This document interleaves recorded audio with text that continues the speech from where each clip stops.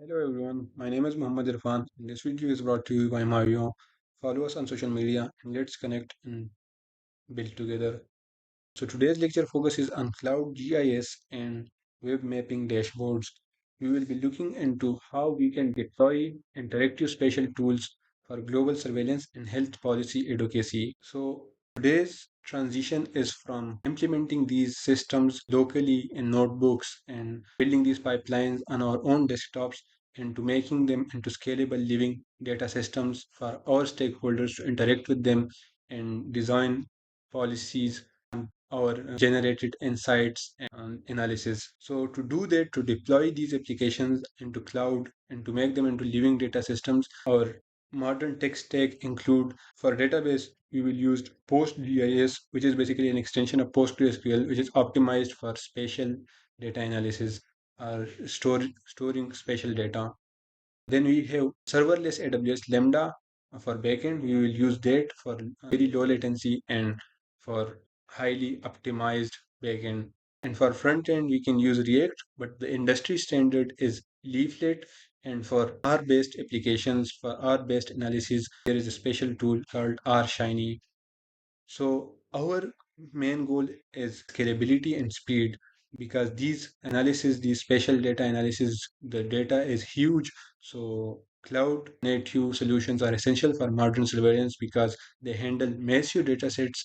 They can do global distribution with low latency and they scale automatically during outbreaks or peak hours and scale down when the traffic is low. Okay, so let's look into the PostGIS, the database that we use. It is our spatial engine. So as I said earlier, it is an extension of PostgreSQL, which is optimized for spatial data. That turns the PostgreSQL database into a robust spatial database. So it has this spatial geometry which allows storage of geographic objects directly in rows and it is efficient. It executes spatial joins and buffers at database level. And the example queries could be like, for example, if you want to find all clinics within 10 miles of a detected disease cluster. So these are the example queries, and it provides us with low latency and it is very efficient for spatial data and for spatial joins and buffers. Then we have the concepts of map tiling and for efficient rendering.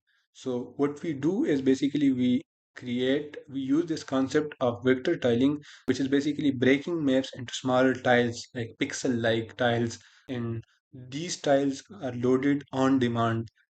So this drastically reducing browser lag for dense data because we do not need the whole globe to be loaded at the same time because that will require a huge amount of computing power and that will require a huge amount of buffering and will create a performance bottleneck.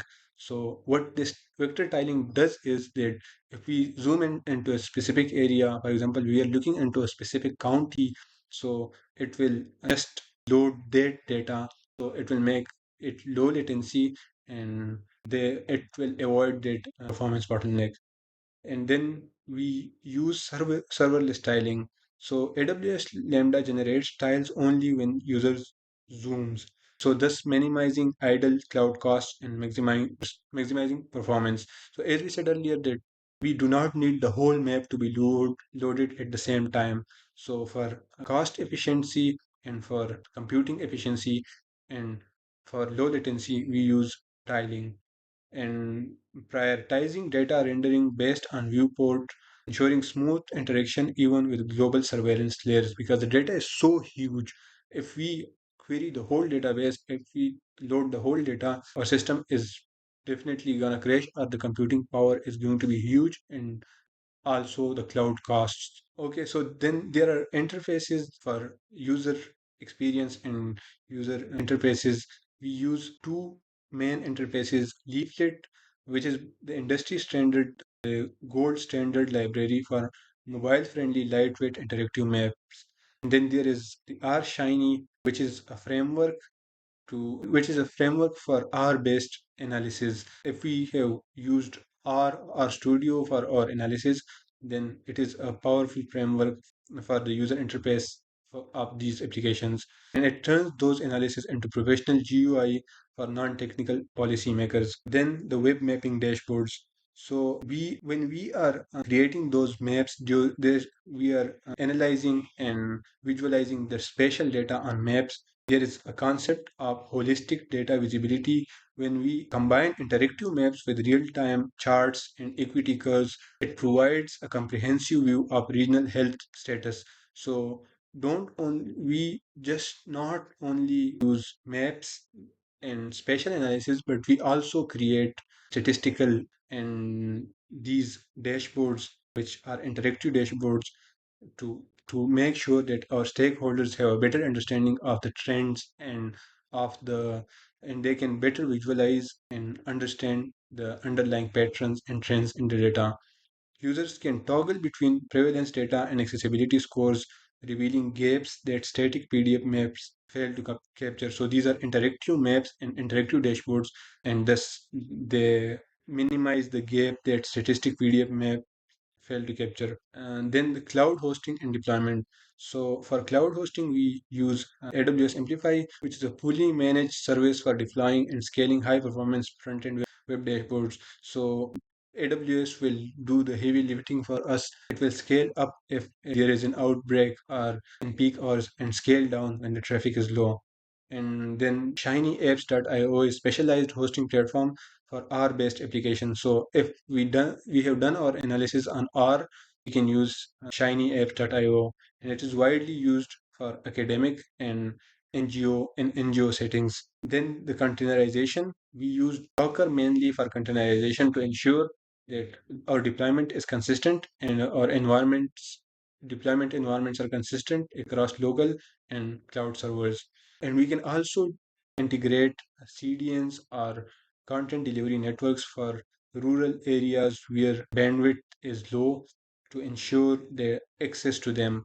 Then this is the whole pipeline, the data automation pipeline. First, we pull the data from any source. It could be WHO or a local EHR system. And the analysis is then done by a GitHub Actions trigger, which does the row casting and GIS joins in our database. And then the CI/CD pipelines are triggered in the deployment, and static dashboard assets are generated. And from these dashboards are then shown or served into our stakeholders. These are policymakers. They receive the latest trends without intervention. Okay, so the goal of all of this is advocacy, and we are visualizing these trends and these insights for advocacy. So we will use equity curves to visualize the gap between privileged and under groups. We use stakeholder briefs in which we basically embed live maps directly into the legislative policy memos, and we prioritize collaborative user interface and user experience to facilitate group decision making via synchronized map views. Then the user experience design for policymakers. We need to consider three key health metrics, which is first of all its simplicity. We need to avoid dumping information into our stakeholders, because many of the information, it may not be as much valuable for them to read or to be visualized to them. So we will focus mainly on the critical indicators that drive legislative changes instead of information dumping. And then there is accessibility. We need to make sure to have color blind friendly palettes, and then responsiveness to make sure that our application applications are mobile first viewing for field agents. Then the data privacy and compliance factor. So we need to make sure that we are compliant with rules and regulations, both state rules, state law and federal law.